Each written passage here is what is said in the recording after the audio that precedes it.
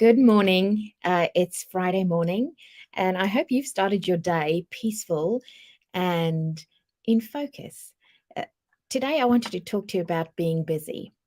I sent our Hive bite out this morning, and part of the themes that's coming through quite clearly in some of the conversations I'm having with CEOs, heads of department, clinical heads in practices is that there is this theme of overwhelm and being busy.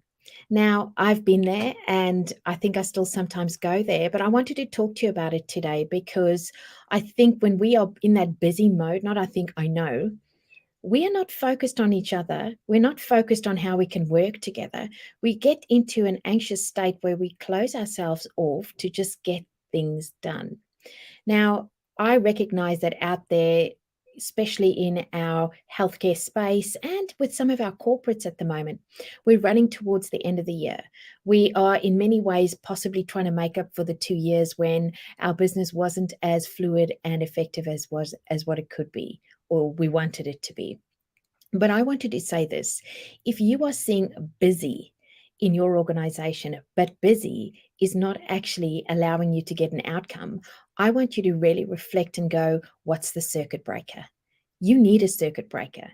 You need something that will help you to shift the dial, because I think we're looking at incredibly challenging consequences if we don't stop. And here's the first thing. I have found this fabulous, for those who work with me, Ben Huntley Davis video called Will It Make the Boat Go Faster?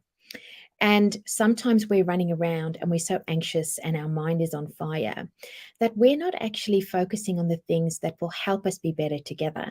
We're focusing and touching a million things over and over again, but we're not actually following through, connecting the dots, sitting back, doing a bit of reflection, because we're just running.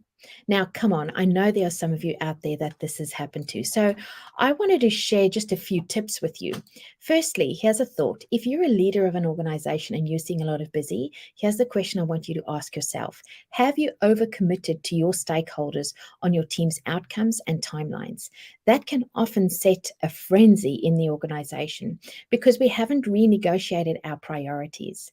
The second thing that I think is really profound is there a fear of failure in your organization? Do people worry about getting it wrong? If they're worried about getting it wrong and they are feeling ashamed about getting it wrong, they might take a very long time to get things done.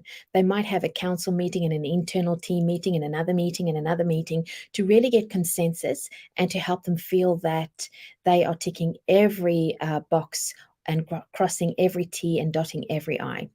Sometimes this isn't actually efficient at all because they're not showing up and testing to pivot. Now, I will let you think about that because that is something we can change in a culture. The next thing, are your team doing more with less, but they're wanting to do exactly the same way they did it before?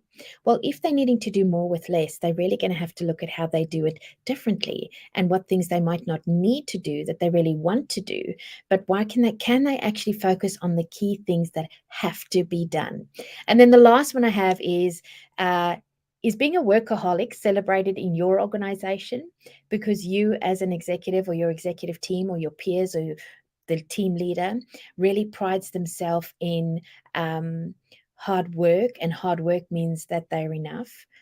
If that's happening in your organization, I want you to call a circuit breaker, because workaholic tendencies are going to take us into a world of pain. I had a look at a research study, and there was a sample taken fairly recently across a sample group of people around burnout, and that sample group had 29.6 or 5% of people that were classified as in burnout. Burnout leads to PTSD. Burnout switches on my survival brain. When our team have burnout, can you imagine if we lose that capacity in our organization, what's going to happen to our ability to deliver? This is just the beginning of this conversation. I'm going to keep going next week, but I want to thank you for spending time with me, and I want to empower you with this thought.